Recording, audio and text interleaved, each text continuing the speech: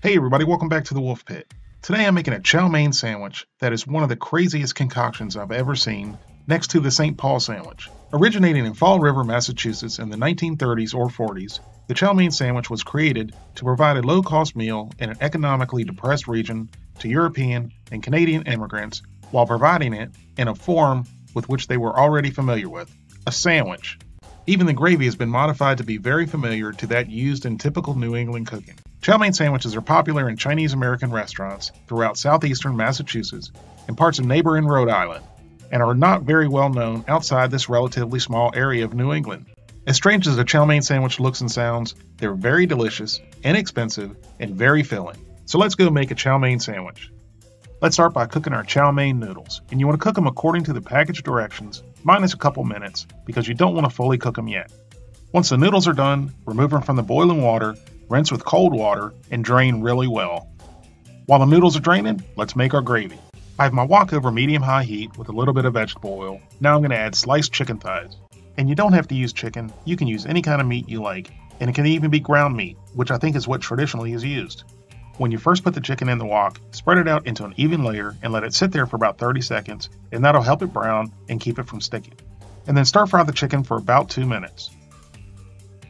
And then add sliced white onion and sliced celery.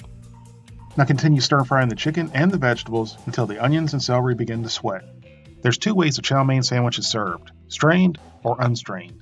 Strained means it does not have vegetables, unstrained means it does, so I'm making the unstrained version. And then add minced garlic. And yes, I'm using garlic out of a jar. I've had some comments on the last few videos I've done using jarred garlic, saying I should use fresh. I know this. What do you think, I'm stupid? I've been using a jarred garlic because of the strength and the dexterity issues in my hands, as I've previously talked about. It's gotten difficult for me to hold little pieces of garlic and chop, or even use a press, so that's why I use the jarred garlic. Now leave me alone, or I'll be back. And now add bean sprouts. And yes, these are out of a can, unfortunately. The 3 stores around here did not have any fresh bean sprouts. And if you do have to use bean sprouts out of a can, just make sure you drain them really well. But please, use fresh ones if you can find them. Now give it all a quick mix, and there's really no reason to cook these bean sprouts since they're already cooked. Then add chicken stock. Now I hope you're sitting down for this next ingredient. And the ingredient is molasses. Of course everybody knew that. Everybody puts molasses in their chow mein, right? When I first saw molasses as one of the ingredients, I thought it was a typo. But like I said in the beginning of this video, the Chinese restaurants in the New England area made the gravy to suit the taste of the people in that area. So this isn't even really similar to the Americanized Chinese food that we're used to. The only thing Chinese about this is the noodles, and it was made in a Chinese restaurant. Now give it a good mix, bring it up to a boil, then reduce the heat to medium-low and let it simmer for about 5 minutes. If you'd like a full printable copy of this recipe and many more, visit thewolfpit.com. Then add a little cornstarch slurry, which is nothing more than equal parts water and cornstarch, which will thicken the gravy. And then give it a good mix, and the gravy will immediately thicken. Now reduce the heat to low and let it simmer while we fry the noodles. I have about a 1/4 inch of vegetable oil in a medium pan over medium heat. Now I'm going to add half of the noodles. Now let them fry for 3.5 to 4 minutes. Then give it a flip and let it fry for another 2.5 to 3 minutes. Now remove, drain on a wire rack, and fry the second half of the noodles. Now let's put our chow mein sandwich together, starting off with the bottom half of a cheap hamburger bun, followed by the crispy fried chow mein noodles. And then a hearty portion of the chicken and vegetable gravy or stew or whatever you want to call it. And last but not least, the top of the cheap hamburger bun. And there you have it, a chicken chow mein sandwich. And there's not a chance you actually expected me to pick this up and eat it like a sandwich, did you?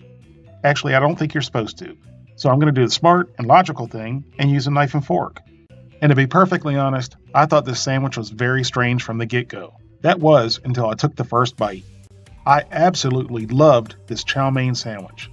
I thought for sure somebody bumped their head when they originally put molasses in the gravy.